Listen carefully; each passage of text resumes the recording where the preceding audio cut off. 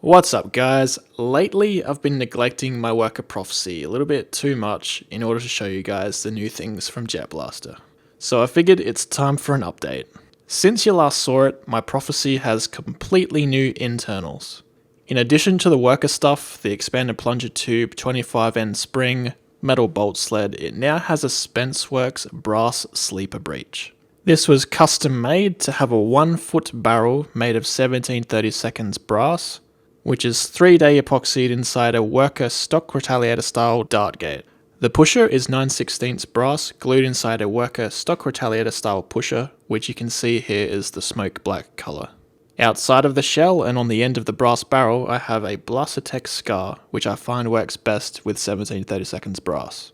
Despite my recent findings with the Jet Omega kit, where the BlasterTech 16mm version didn't perform very well, it does definitely perform brilliantly on the 17/32 brass. So I suppose we should get to some chronying. Today I'm going to keep the BlasterTech scar attached so the results will be true of what I can expect in actual Nerf War gameplay. And I'll be using my accurate darts, Worker Gen 2 darts. They're generally a bit slower than round tip darts.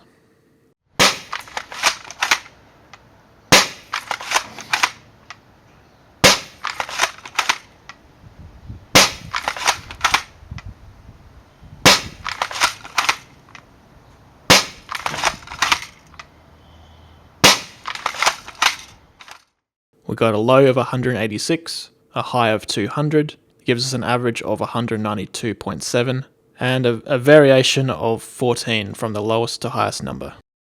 Now, one of the cool things about a brass sleeper breech is that they're generally compatible with elite darts as well as half-length darts. So I'll now chrony some more, but with Nerf stock elite darts.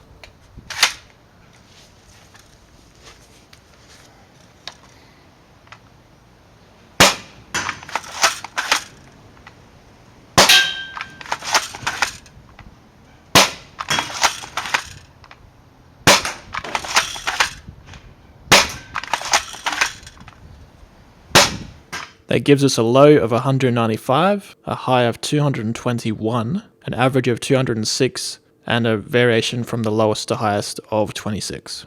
So the elites were less consistent but hit higher velocities than the worker half-lengths. Coming back to the results with the worker darts though, what advantage does this brass breech have over the worker orange power kit?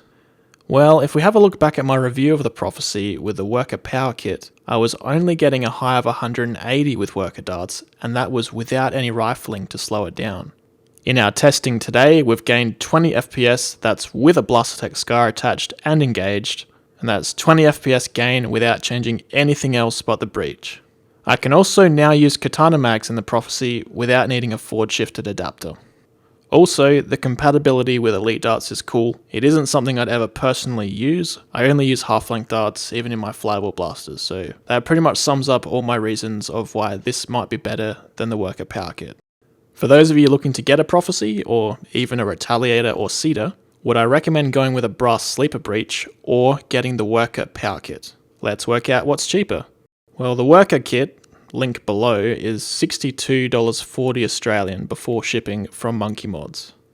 A brass sleeper breech is the cost of brass, so about 12 Australian dollars for a length of 70/32 and a length of 9/16, plus either your time or someone you know's time to build it by hand. Spence builds them for 70 Australian dollars before shipping, which is a little more than the worker kit and doesn't include a spring or metal catch, but most of that is time, not materials. It does take some finesse to get a brass breech right. If you have a friend or you can do it yourself, it's really cheap.